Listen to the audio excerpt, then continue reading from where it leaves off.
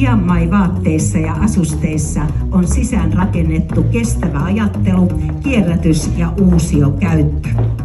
Kaikki neuleet neulotaan Zero Waste-periaatteella muotoon. Kaikki vaatteet ovat yhtä kokoa sopien suurimmaksi osaksi monelle eri kokoiselle kuluttajalle.